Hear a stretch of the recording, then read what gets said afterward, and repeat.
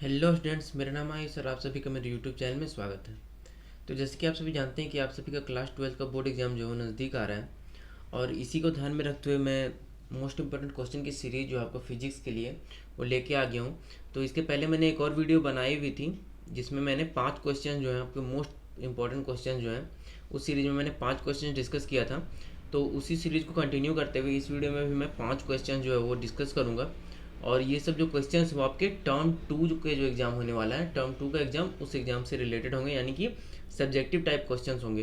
तो अगर आपने पिछली वीडियो नहीं देखी है तो उसका लिंक आपको डिस्क्रिप्शन बॉक्स में मिल जाएगा, तो आप वो वीडियो भी जाके देख सकते हैं। इस वीडियो को शुरू करने से पहले अगर आपने हमारे चैनल को सब्सक्राइब नहीं किया तो सब्सक्राइब कर लीजिए, क्योंकि यहाँ पर मैं इस तरह की वीडियोज़ लेकर आता रहता हूँ। तो चलिए इस वीडियो को शुरू करते हैं। तो सबसे पहला क्वेश्चन जो बोल रहा है वो बोल रहा है define inductive reactance and capacitive reactance. तो इंडक्टिव रिएक्टेंस क्या होता है? इंडक्टिव रिएक्टेंस जो होता है it is defined as the resistance offered by an inductor in an AC circuit. तो ये एक रेसिस्टेंस होता है जो एक इंडक्टर ऑफर करता है इन एन एसी सर्किट। तो इसको हम लोग एक्सेल से डिनोट करते हैं, और एक्सेल जो होता है ये होता है ओमेगा इंटू एल। यहाँ ओमेगा क्या है? फ्रीक्वेंसी है, और एल जो है वो उसका इंडक्टेंस है। तो एक्स एल जो हो जाएगा उसको हम लोग लिख सकते हैं 2 पाई n इंटू एल। तो यहाँ से हम लोग देख सकते हैं कि एक्स एल यानी इंडक्टिव रिएक्टेंस जो है वो डायरेक्टली प्रोपोर्शनल ऑफ एन है। तो यहाँ हम लोग ग्राफ बना सकते हैं एक्स एल और एन का। ये स्ट्रेट लाइन हो जाएगा क्योंकि ये डायरेक्टली प्रोपोर्शनल है। अब सेकेंड क्वेश्चन था हम लोग का कैपेसिटिव रिएक्टेंस। तो कैपेसिटिव रिएक्टेंस क्या होता है? The resistance offered bye capacitor in an AC circuit is called capacitive reactance. तो ये एक रेसिस्टेंस है जो कैपेसिटर ऑफर करता है इन एन एसी सर्किट, इसको हम लोग कैपेसिटिव रिएक्टेंस कहते हैं। It is denoted by X C, इसको हम लोग एक्स सी से डिनोट करते हैं। तो एक्स सी क्या होता है? 1/ओमेगा सी। तो ये हो जाएगा X C equal to 2 pi n into C. तो 2 पाई n इंटू सी हम लोग यहाँ देख सकते हैं कि एक्स सी जो है वो इन्वर्सली प्रोपोर्शनल है एन के। तो हम लोग एक्स सी और एन का जो है ग्राफ बना सकते हैं, और एक्स सी और एन का जो ग्राफ होगा वो कुछ ऐसा होगा, हाइपरबोलिक ग्राफ होगा। तो यहाँ से हम लोग देख सकते हैं कि एक्स सी और एन का जो ग्राफ है वो ऐसा बनेगा। ये ग्राफ भी आपको एग्जाम में बना देना है। उसके बाद हम लोग ये भी लिख सकते हैं ऐसा यूनिट ऑफ कैपेसिटिव रिएक्टेंस जो होता है वो ओम होता है। तो ये था हमारा पहला क्वेश्चन। पहला क्वेश्चन हमें बोल रहा था इंडक्टिव रिएक्टेंस और कैपेसिटिव रिएक्टेंस को डिफाइन करने। अगला क्वेश्चन है, अगला क्वेश्चन बोल रहा है prove that average value of A C is zero over full cycle. तो फुल साइकिल के ऊपर average value of A C जो होता है वो जीरो होता है। तो हम सबसे पहले क्या करेंगे, एक एसी करंट को कंसीडर कर लेते हैं, I equal to I naught sine omega t. अब एवरेज वैल्यू हमें निकालना है, तो एवरेज वैल्यू क्या होता है? इंटीग्रेशन ओवर फुल साइकिल है, तो 0 से टी तक इंटीग्रेशन करेंगे बाई टी। तो अगर हम लोग करंट को 0 से टी तक इंटीग्रेट करें तो आई नोट क्या है? आई नोट कॉन्स्टेंट है और टी भी कॉन्स्टेंट है, तो आई नोट बाई टी हम लोग बाहर ले लेते हैं, और इंटीग्रेशन होगा sign omega T D T का। तो साइन ओमेगा टी का इंटीग्रेशन अगर होगा तो हो जाएगा minus cos omega T by omega, और इसको हम लोग 0 से टी तक हमें इंटीग्रेट करना है। तो ये हमारा इंटीग्रेट करके आ जाएगा, और 0 से टी तक हम यहाँ लिमिट पुट करेंगे। लिमिट पुट करने के बाद हमारा आ जाएगा cos omega T minus cos zero, और यहाँ माइनस को हम लोग बाहर ले आ रहे हैं, तो माइनस आई नॉट टी, और ओमेगा को भी बाहर ले आ रहे हैं तो ओमेगा हो जा रहा है। अब यहाँ से अगर हम लोग देखें तो टी को हम लोग लिख सकते हैं 2 पाई/ओमेगा, 2 पाई/ओमेगा लिख सकते हैं। तो यहाँ से ओमेगा ओमेगा कैंसिल हो जाएगा और कॉस 2 पाई आ जाएगा। कॉस 2 पाई 1 होता है, और कॉस जीरो जो होता है वो भी 1 होता है, तो 1 माइनस 1 यहाँ पे 0 आ जाएगा। तो हम लोग डायरेक्टली लिख सकते हैं कि average value of A C over full cycle जो है वो 0 होगा। तो यहाँ से ये हमारा प्रूफ हो गया। तो ये था हमारा क्वेश्चन नंबर 2, जो कि बोल रहा था प्रूव करने की average value of A C जो होता है ओवर फुल साइकिल इज 0, तो 0 होता है। भाई देखते हैं नेक्स्ट क्वेश्चन। नेक्स्ट क्वेश्चन है डिफाइन हाइजेंस प्रिंसिपल। तो हाइजेंस प्रिंसिपल क्या है? हाइजेंस प्रिंसिपल जो है आपको वेव ऑप्टिक्स में पढ़ना होता है। तो हाइजेंस प्रिंसिपल में 3 स्टेटमेंट है। फर्स्ट स्टेटमेंट बोलता है a light source is centre of disturbance from which light wave travels in all direction. तो लाइट सोर्स जो है, हाइजेंस प्रिंसिपल बोलता है कि लाइट सोर्स जो है वो एक सेंटर ऑफ डिस्टर्बेंस है जहाँ से लाइट वेव जो है वो सारे डायरेक्शन में ट्रैवल करता है। तो हाइजेंस जो है वो लाइट को एज अ वेव ट्रीट किया है, और बोला है कि the focus of point of the medium equivalent from the light source is called wave front. तो फोकस ऑफ पॉइंट जो होता है उस मीडियम में वो जो इक्विवेलेंट होता है लाइट सोर्स के, उसको हम लोग वेव फ्रंट कहते हैं। अब सेकंड स्टेटमेंट है each point of the wave front is a new source of light. तो जो एवरी पॉइंट होता है वेव फ्रंट में वो एक नया सोर्स ऑफ लाइट होता है from which light spreads in all direction, जहाँ से लाइट जो है वो सभी दिशाओं में स्प्रेड करता है। These new source of light is called secondary source of light, तो इसको हम लोग सेकेंडरी सोर्स ऑफ लाइट कहते हैं। थर्ड पॉइंट जो है वो बोलता है only forward envelope enclosing the secondary wavelet gives the new portion of wavelength. तो फॉरवर्ड इन्वेलप जो है वो सेकेंडरी वेवलेट को जो इंक्लोज कर रहा है वो हमें नया पोर्शन ऑफ वेवलेंथ देता है। तो ये था हमारा क्वेश्चन नंबर थर्ड, जो कि हाइजेंस प्रिंसिपल पे था कि डिफाइन हाइजेंस प्रिंसिपल। अब अगला क्वेश्चन नंबर 4 देखते हैं। क्वेश्चन नंबर 4 बोल रहा है what is NAND and NOR gate. तो ये आपको लॉजिक गेट्स में पढ़ना है, जो कि आपका फिजिक्स में है। तो नैंड और नॉर गेट जो है, सबसे पहले हम लोग नैंड गेट देख लेते हैं। तो नैंड गेट क्या बोलता है, if the output of AND gate is given to the input of NOT gate then the NAND gate is form. तो हम लोग क्या करेंगे, एंड गेट का आउटपुट को अगर नॉट गेट में दे देंगे, नॉट गेट का इनपुट बना देंगे, तो हम लोगों को नैंड गेट मिल जाएगा। अब इसका सिंबल क्या होता है, ऐसा सिंबल होता है, ये हमारा एंड गेट का सिंबल है और उसके आगे नॉट गेट का सिंबल है। तो यहाँ से ऐसा सिंबल होता है नैंड गेट का।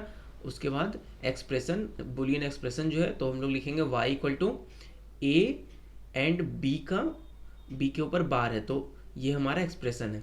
अब यहाँ से हम लोग ट्रूथ टेबल बना लेंगे। तो ट्रूथ टेबल के लिए सबसे पहले हम लोग को ए डॉट बी निकालना होगा, फिर ए डॉट बी का इन्वर्स निकालना होगा, यानी ए डॉट बी का नॉट निकालना होगा। तो यहाँ से हम लोग इस तरह का ट्रूथ टेबल जो है वो बना लेंगे। तो ये हो गया आपका नैंड गेट। अब आ जाते हैं नॉर गेट पे। तो नॉर गेट जो है, नॉर गेट बोल रहा है कि if the output of OR gate is given to the input of NOT gate then the NOR gate is form. तो हम लोग क्या करेंगे, और गेट का आउटपुट जो है उसको नॉट गेट का इनपुट बना देंगे, तो हम लोगों को नॉर गेट मिल जाएगा। तो ये इसका सिंबल है और ये इसका एक्सप्रेशन है। तो और गेट क्या होता है, और गेट होता है ए प्लस बी, और इसको अगर हम लोग नॉट कर दे रहे हैं, इसका इन्वर्स कर दे रहे हैं, तो ये आ जा रहा है हमारा नॉर गेट।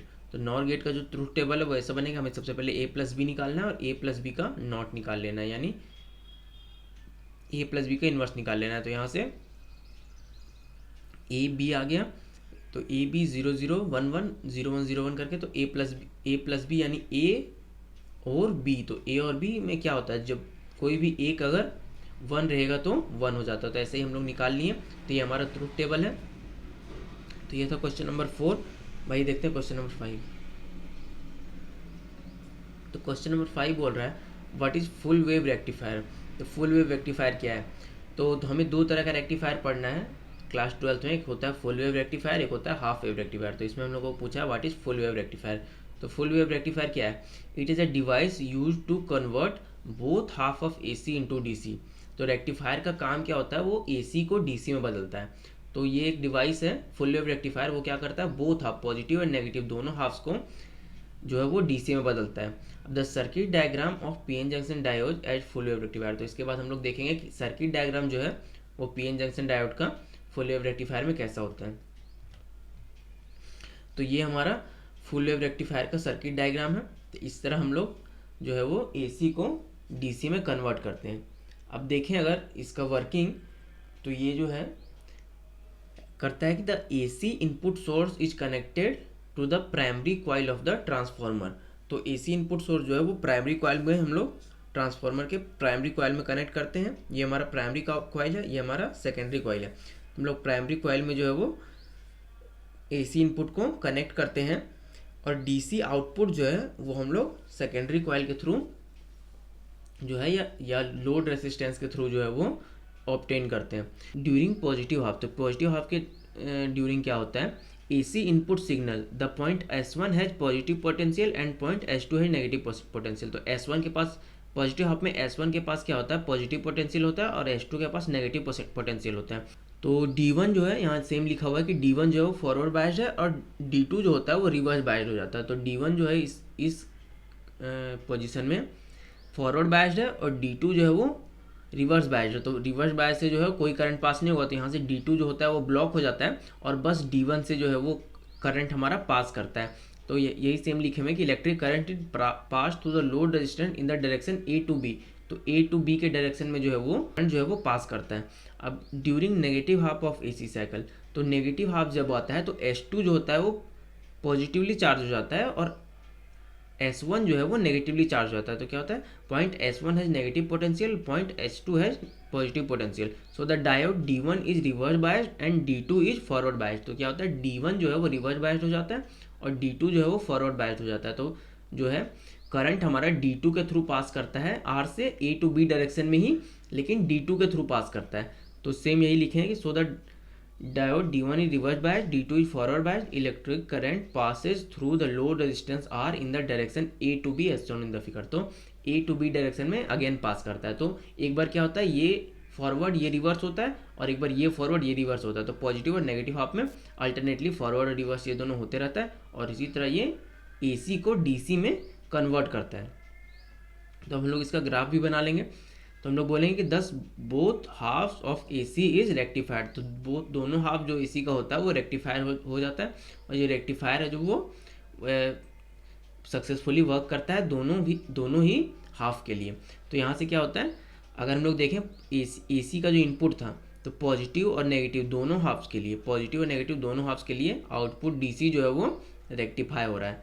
तो अगर हम लोग देखें तो पॉजिटिव हाफ में भी हम लोग को DC करंट जो है वो मिल रहा है और नेगेटिव हाफ के लिए भी हम लोग को DC करंट मिल रहा है। तो यहाँ से ये हमारा फुल वेव रेक्टिफायर, और इसी तरह सिमिलर होता है एक हाफ वेव रेक्टिफायर जो ओनली पॉजिटिव हाफ को जो है आपका रेक्टिफाई करता है। तो उसको हम लोग नेक्स्ट वीडियो में देख लेंगे। इसको अभी हम लोग देख लेते हैं, ये जो है आपके एग्जाम के पॉइंट ऑफ व्यू से बहुत इंपॉर्टेंट है, 5 मार्क्स में जो है ये पूछ सकता है आपके एग्जाम में। तो ये था हमारा इस वीडियो का लास्ट क्वेश्चन। तो इस वीडियो में हमने 5 मोस्ट इंपॉर्टेंट क्वेश्चंस देखे। अब ये क्वेश्चन जो है आपकी 3 मार्क्स या 5 मार्क्स या हो सकता है 1 मार्क्स में भी कोई पोर्शन इसका पूछा जा सकता है। तो आप लोग इन क्वेश्चंस को जो अच्छे से प्रैक्टिस कर लेंगे ताकि अगर एग्जाम में आपका ये क्वेश्चन आए तो आपसे ये क्वेश्चन छूटे ना। तो फिलहाल इस वीडियो में इतना ही। अगर आपको ये वीडियो अच्छी लगी तो इस वीडियो को लाइक करें, शेयर करें, हमारे यूट्यूब चैनल को सब्सक्राइब करें। मैं मिलता हूँ आपको नेक्स्ट वीडियो में, तब तक के लिए बाय।